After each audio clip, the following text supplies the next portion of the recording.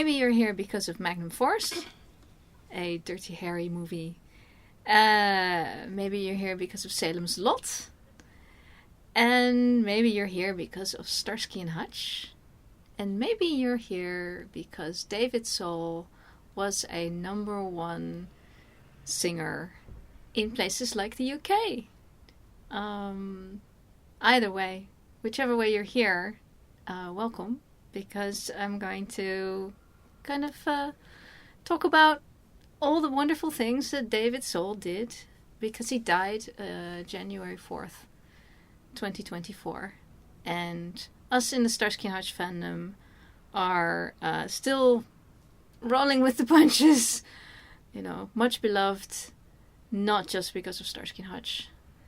And very talented. And one of the things that most people don't, I think, know about David Soul is that he was also somebody who presented a message. In the 1960s, David Soul wanted to become I don't know anything about him personally, obviously. Everything I know is from the media, from interviews that he's given. So let that be one. So he wanted to become a singer, and he wanted, I would imagine, a singing deal with a what would you call those? Producer. A record company, something like that. So he wasn't getting anywhere sending his songs around, and he because you put a demo tape and whatnot and a picture of your face, and then he came up with the plan to not send in a picture of his face, but to put a mask on, which is like a ski mask thing, and he had like 2 eyes and a mouth that shone through it, and it said something like, "My name is David Soul, and I want to be known for my music." Now, 1, it worked. 2, that I think is David Soul's career in a nutshell as well, because it is performance art in this case. Is like, put a mask on. It was the music. And it was the message. And the message was, why is it that everybody's so hung up on the physical beauty and all of that? I don't know if he said beauty, but that's, So, it's a message. There's more behind just, okay, let's just go and be a TV star. There's nothing wrong with that. But I don't think David Soul was your average TV star. And I think he may have been a little bit accidentally a TV star. You know, clearly music was the important thing at that time. He ended up on television and did the covered man, as that was called, that persona, for a while. And then he got an agent. He said, "Wait, you're an actor." And what a great start. What a lovely start. So he did things like Here Come the Brides, Streets of San Francisco. Now, when Streets of San Francisco, he did an episode, and I imagine, me personally, having talked to nobody about to verify this, is that he was cast in that particular episode, The Hall of Mirrors, because on his resume it said that he could speak Mexican Spanish. I don't know if it was anywhere close to native speaking, but he spoke it. He had lived there, he had been in university there. And how many, as he called it, Nordic blondes would have that skill? And this particular role, I don't think it would have called for a blonde guy, but isn't that kind of like a really cool mind twist to go? And besides, there are blonde people down in Mexico. They are there. So it's not like it couldn't happen. And it's an episode with a message. It's everybody who's seen the episode you're going to always go, oh, yeah, that was that one. So he was memorable. They saw him, they being whoever was producing Magnum Force, the second Dirty Harry movie. They saw him in that episode and they said, let's have him in for Johnny. His billing in Magnum Force is way before the other three guys in the gang that he is a part of. And if you look at, if you watch the movie Magnum Force, you see there's actually more scenes with him and Harry together, especially towards the end, than there is with the other three guys. The other three guys are also notable. One was Robert Urich, who got his own series on the same network that Starsky and Hutch was on.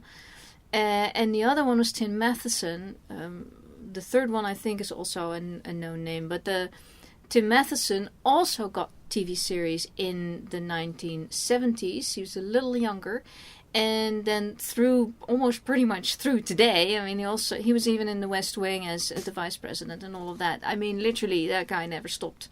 David also never stopped. Robert Urich never stopped making television. This was like the gang of people that were in the making, and they were going to make it. And somehow they were all picked for this group in this film. So that had a huge impact on all of these young guys' lives. He was seen in Magnum Force by the producers of Starsky and Hutch. If he had only been in Here Come the Brides, where he was in the late 60s, he was 2 seasons of Here Come the Brides, and it's a great starter role for television, especially when you had television with like 3 major network channels, and you only have the evening slots that are actually of any interest to anyone. That's all there is to divide among actors. Well, getting the third main role in a TV show is good for a guy in his early 20s. That's fine, and he did that for 2 years. But if he had not been cast for that Spanish-speaking, I could go just about that episode of Streets of San Francisco. I could do a thing, so I will leave it. But those of you who have seen it know what I'm talking about. So yeah, every step in a career can make a huge difference, and this landed him the sweet role in Brides, and then the edgy role in both Streets of San Francisco and in Magnum Force. And in Magnum Force, even like, okay, danger. And that appealed. So then in Starsky and Hutch, they get him back and they go, oh, no, you have to be a really good, sweet guy. I don't know if they said that, but that's kind of like how it's presented to us. And I think David put far more in that than was on the page. It's known that both David Soul and Paul Mark Glaser did a huge amount of work on the scripts, and then they started directing and all of that. So it's definitely, there's much more that happened there, and that was also to the credit of these 2 actors. I would hope to the credit of the rest of production, cast and crew, bringing it all up to a level that is like, okay, we don't need to make fluff, we can also make proper stuff. And the more they made proper stuff, the more flack they got for it as well, which is great. So, but I think they were sturdy enough men to actually appreciate that. And also, we have to remember the 1970s was a time of innovation. You get gritty and ugly and realism, where in the 60s and the 50s you got fluffy and lovely and make it a musical. And I love musicals. But not exclusively. Yeah, but not everything is a musical, could be a musical, or, as we will see much later, you can make everything into a musical. So yeah, and then that was stardom. Clearly that, yes, the Magnum Force, I think, is one of the biggest things he was ever in. Absolutely. And it's still remembered. But Starsky and Hutch is the star vehicle for David Soul that catapulted him onto international stage, and after that you can do pretty much anything. During Starsky and Hutch, he was already going to England, like after the first season, after the second season, he was going to England and make movies there. Which is delightful, because that's totally what we would now call independent and stuff. It has nothing to do with major networks or Hollywood producers or anything like that. And he went off and did weird shit. Excusez le mot. But hey, weird shit is weird shit. It's weird shit, yeah. And it's Dogpound Shuffle and all that stuff. And it's fun. So Dogpound Shuffle was also starred the guy who played Fagin in Oliver Twist movie. And he was, of course, a big name at that moment, because Oliver Twist had already come out early 70s, I think. Maybe even late 60s. 69. 68. Yeah. So Starsky and Hutch ends. And then what do? Do you go on? Do you do something else? Because he was also busy with a singing career. But some people apparently can juggle everything at the same time. It's like, I'm forever impressed with people who can do that.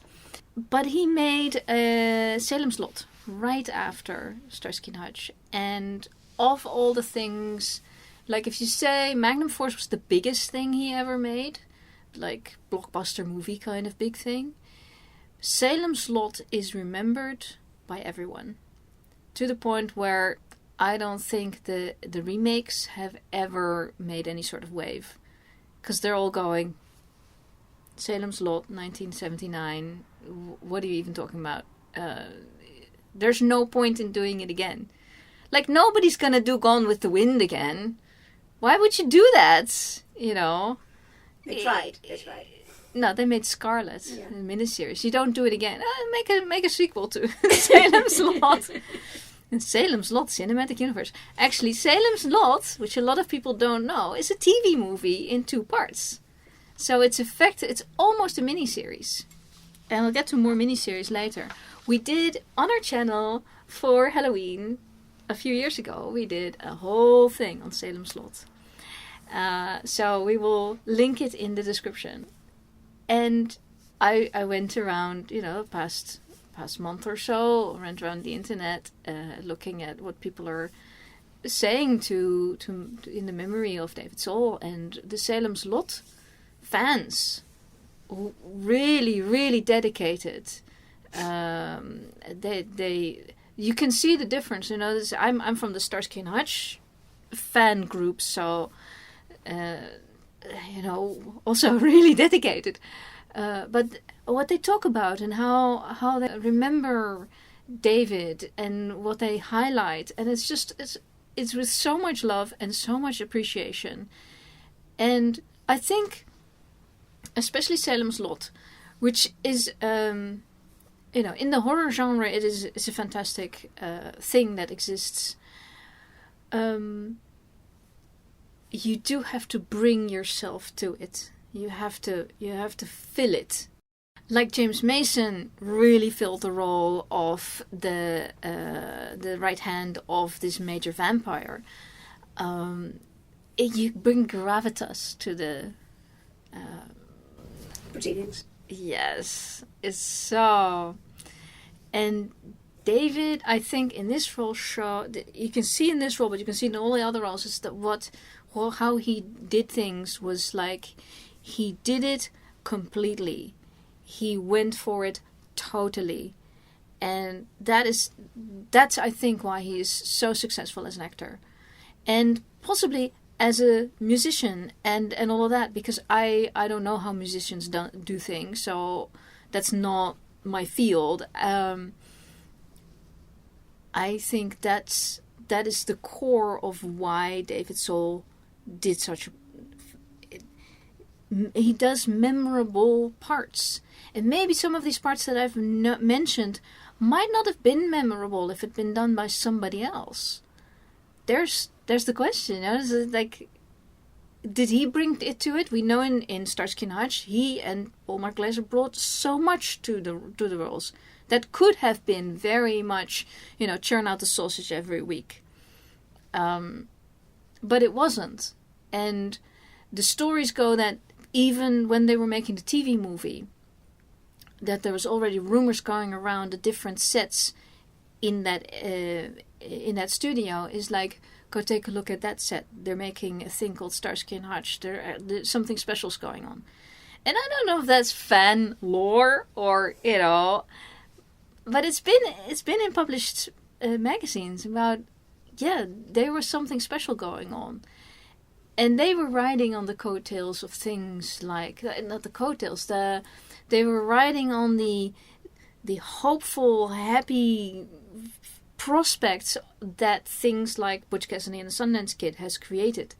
Like the buddy bromance thing was an up-and-coming thing and was absolutely necessary. I always think that male emancipation is absolutely necessary for all emancipation to happen.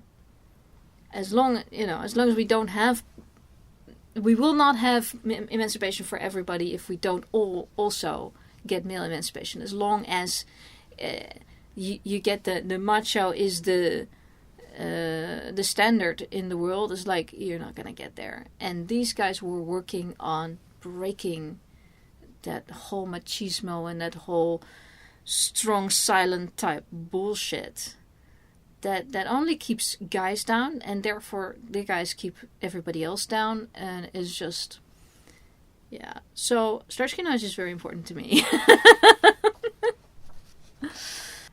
It looks like David was very busy in 1980 because he made several TV movies, and two of them are still worth mentioning.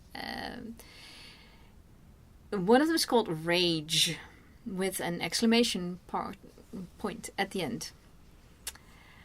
I saw Rage when I was... Too young. Yes, too young. We can definitely establish that I was too young. Now, I assume TV movies come with like age statements and stuff. Well, they air them at a certain amount of time of the evening. Well, not when you're Dutch, because then it just gets aired whenever it gets aired. And I'm not even sure I saw it that way. Somebody probably sent me a videotape. Yeah. As things go. And they went, oh, you definitely have to see that one. Well, they weren't wrong, but you should have waited at least another 10 years. Well, not all of these people knew just how young I was. So yeah, if you're a Starsky and Hutch fan, you should see this thing. Okay, great. It starts with David Soul as Cal, 30-something, mid-30-something, wife, kid, lovely little girl. Wife a little bit too mousy, maybe, pretty enough, but just in the way she mousy personality. Yeah, and him a little bit too macho and controlling. Then police come to the door, arrest him for rape. Literally 2-3 minutes into the movie, he's arrested, he is convicted, and he goes to jail for rape. And I'm like, okay. Well, then what are you going to do with the rest of the movie? So never say that TV movies aren't good and they're dull or anything like that. Excuse me, they are not. This was quite an amazing film that had all of it is set in the jail, and it's about what do they do with these guys, what the therapies that they try, and this guy he's got his issues. Yeah, he's got. He doesn't want to participate for a long time. But it's also like, what else are you going to do? You're in here for life. So, go do it.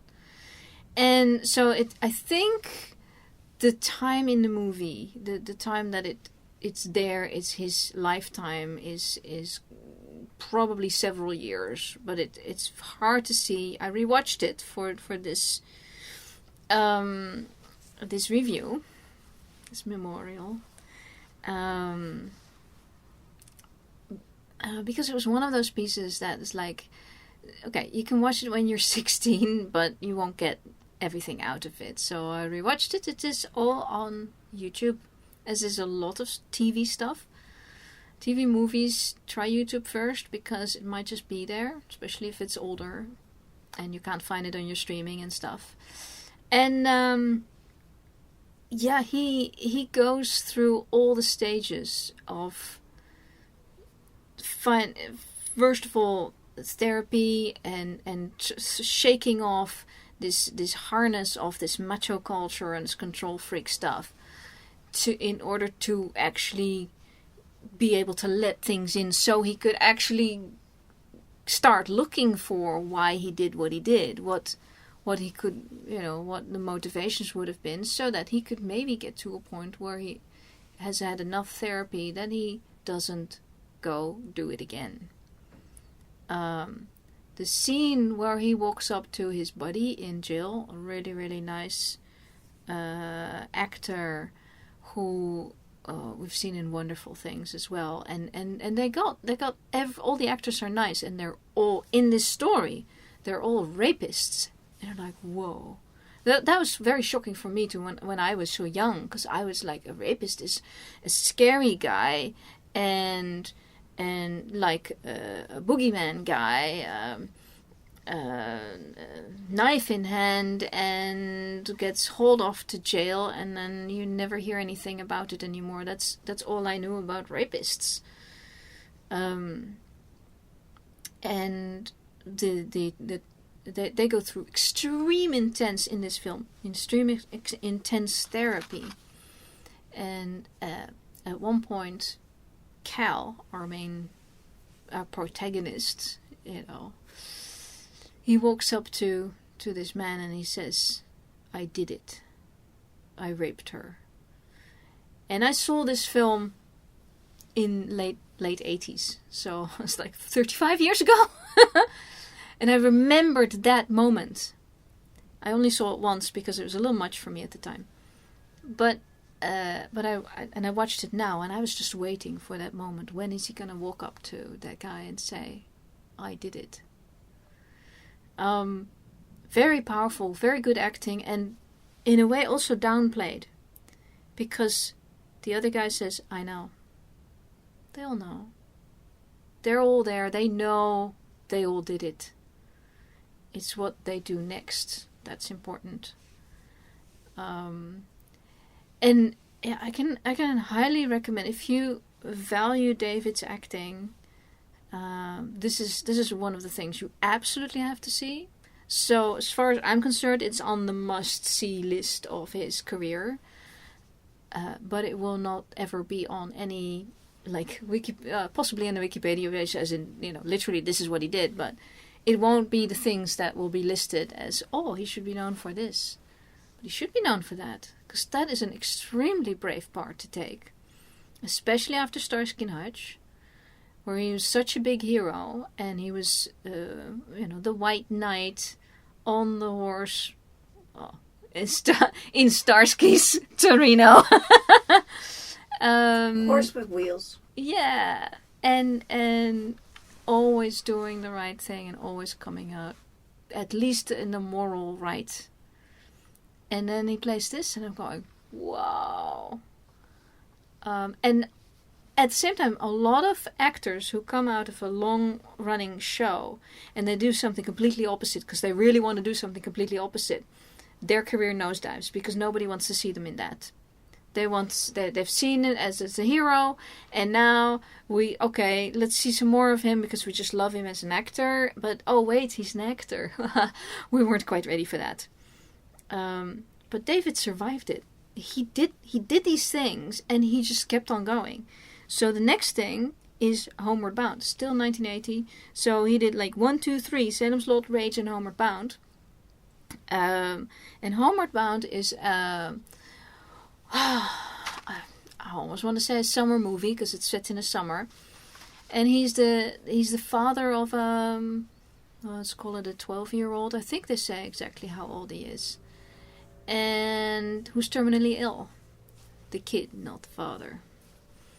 And then he's a divorced dad, so he gets the kid for the summer, as per the divorce agreement. And mother saying, please don't take him because, we don't know how long he's got. And he says, no, yeah, I have my right for the time with him as well. So they go off and he wants to take the kid to, would you like to go to Las Vegas? Would you like to... You come up with all these things that an adult thinks maybe a kid wants to do. Or maybe an adult just wants to do. And the kid says, no, I want to go to Grandpa's. And that's the one place that this guy doesn't want to go to. I forgot the lead's name.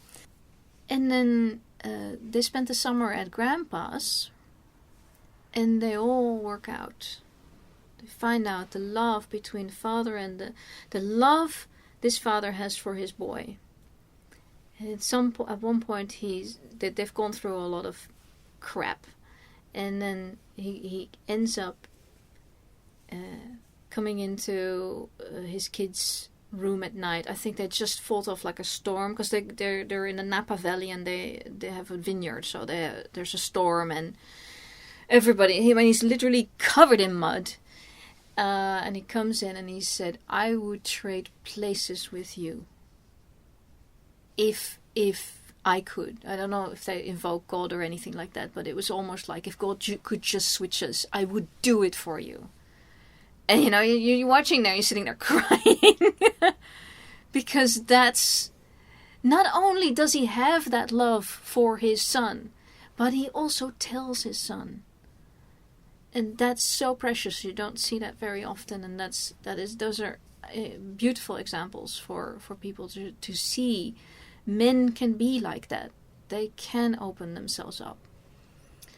And then that juxtaposition with his own relationship with his dad, which is like, don't speak, don't, everything silent. So it's, and of course, everything ends as well as they can be because, he's dying. Once he patches stuff up with his dad, he takes the boy back a week or 2 weeks, whatever, earlier, because he's like, oh, I forgot that he needs to see his mother. He needs to be with his mother.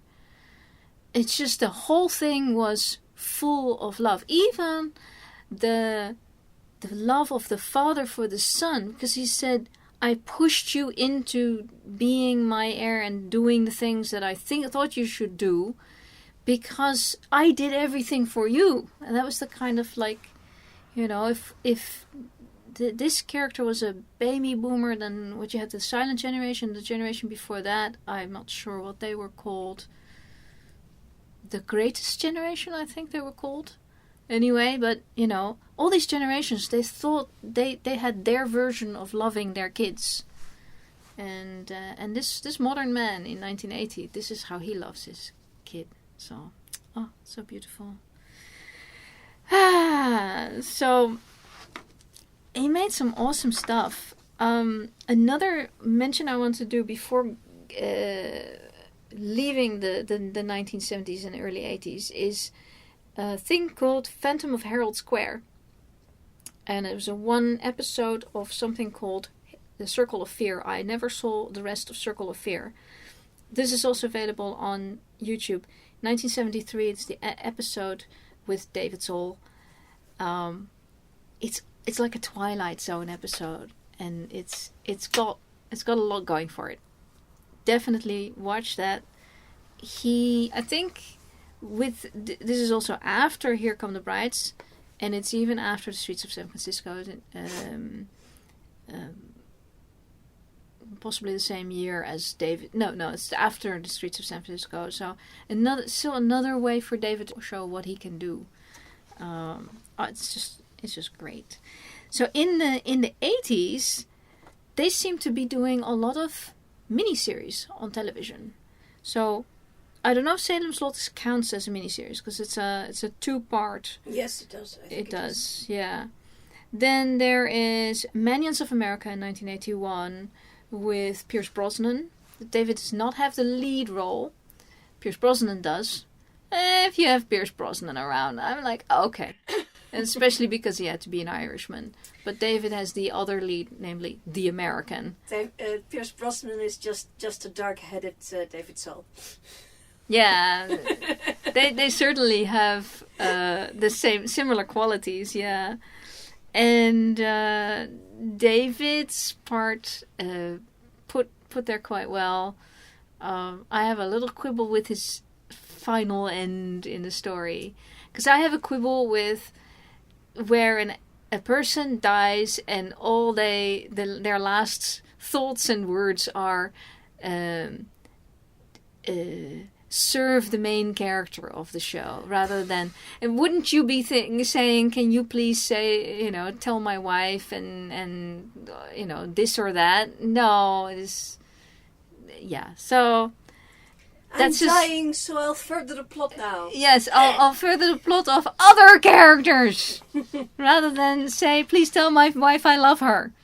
Okay, and child. So no, but it is a very good miniseries. Definitely watch that.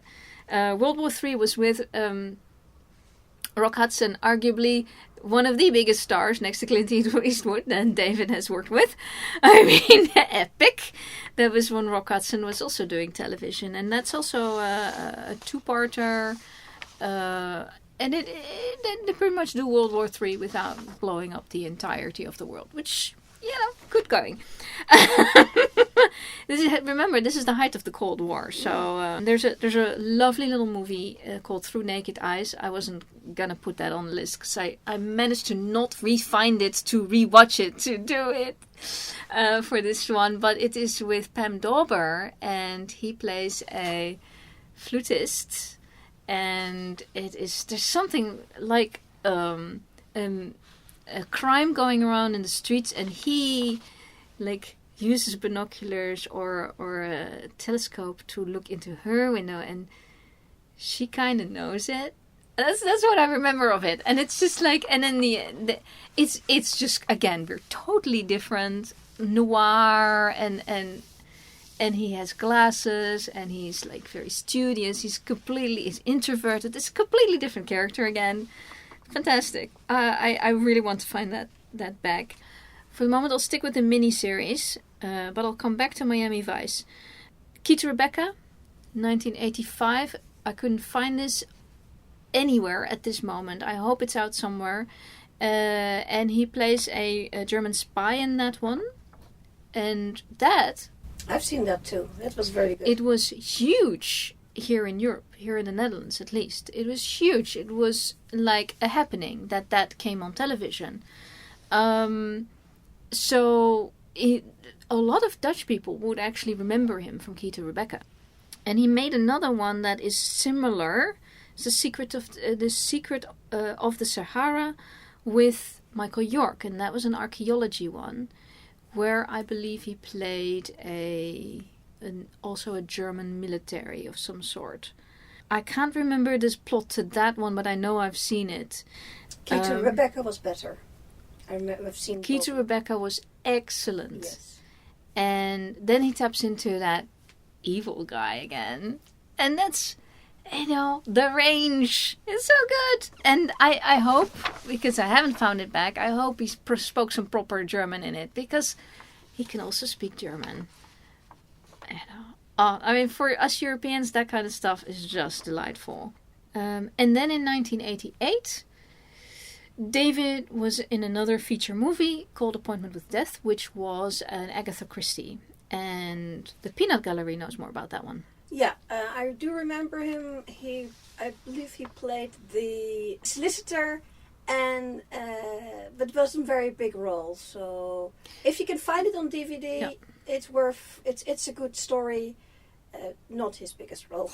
Not his biggest role, but one of the few things that David did that was in in movie theaters.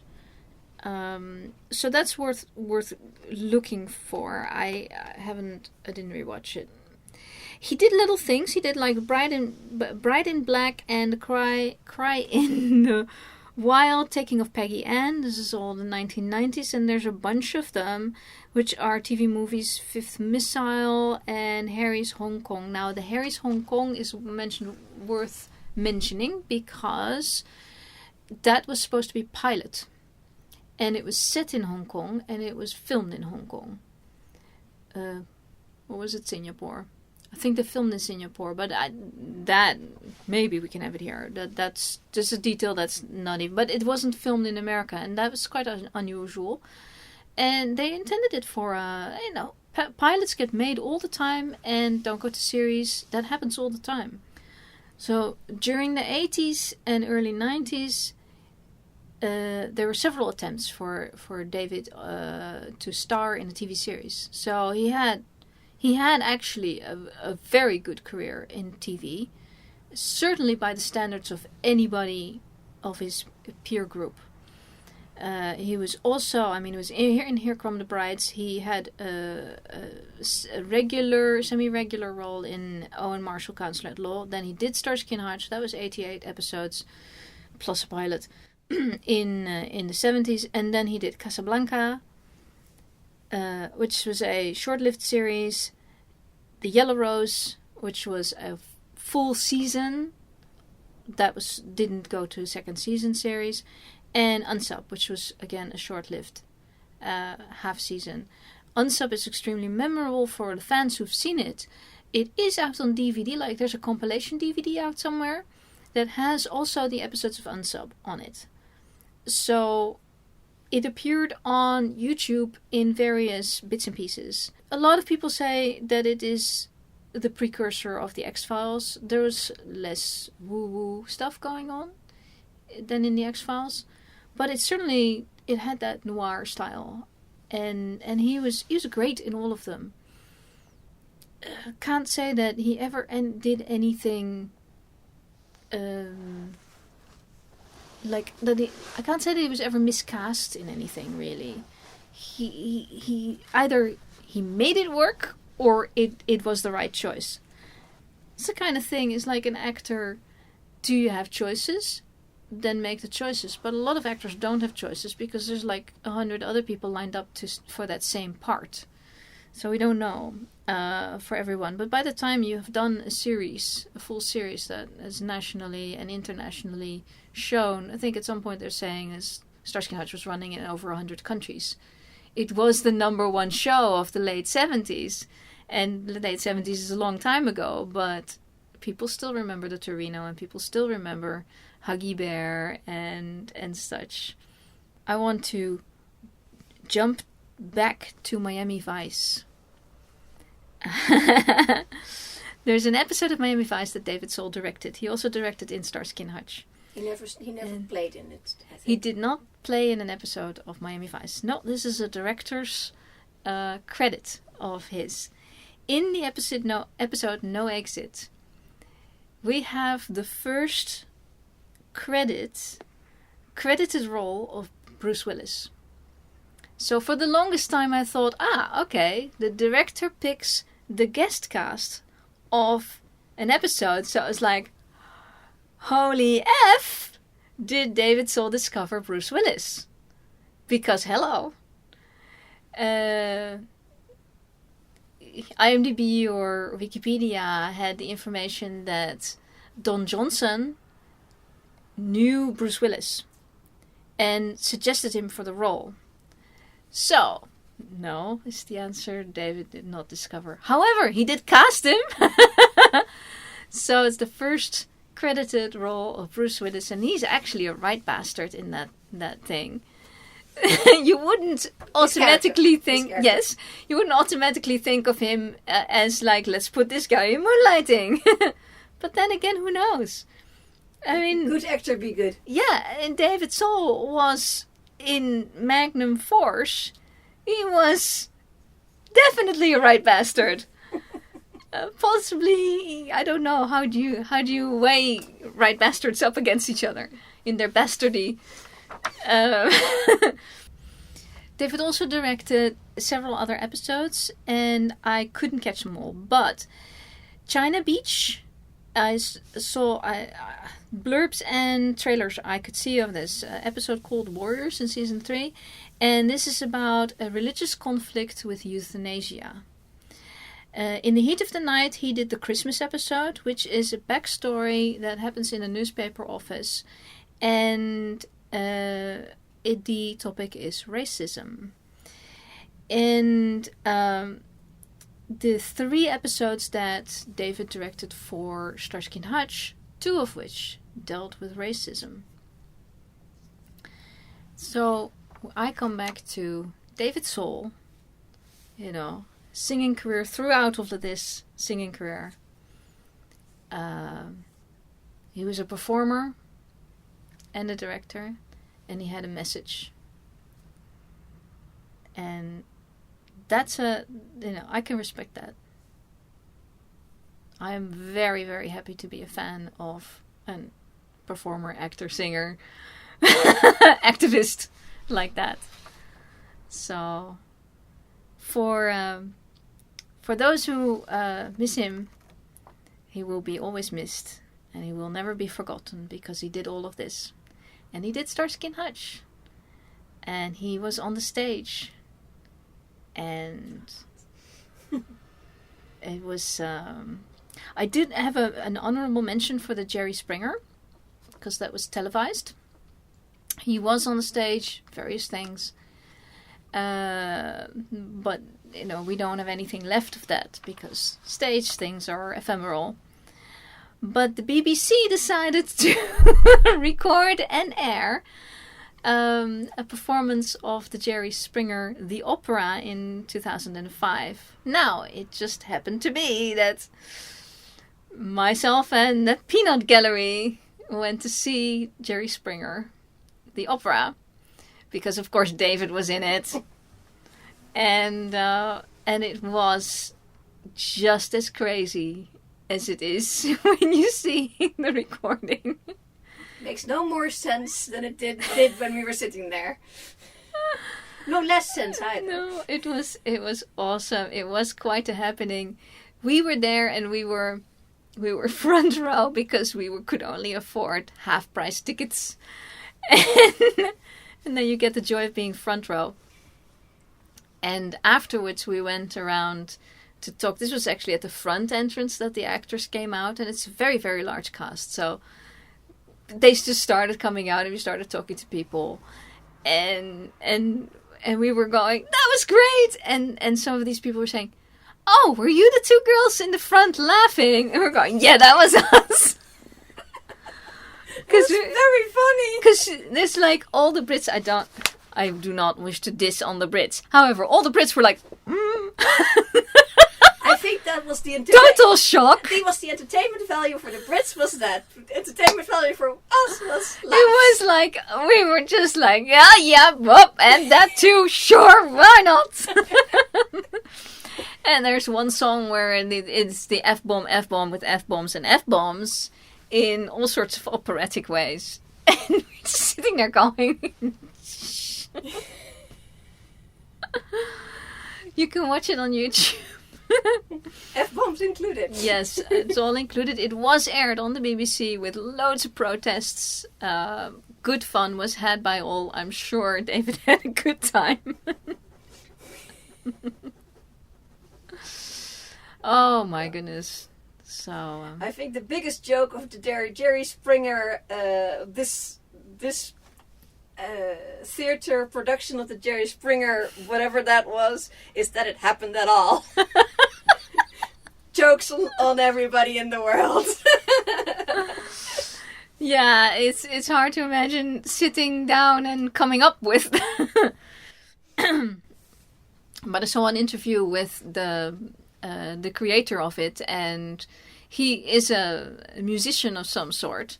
And he was watching the Jerry Springer show, and he came to the conclusion this is either complete and utter trash, and I should be not watching this because I should be upset to the pole. Yes, it's like watching a car wreck.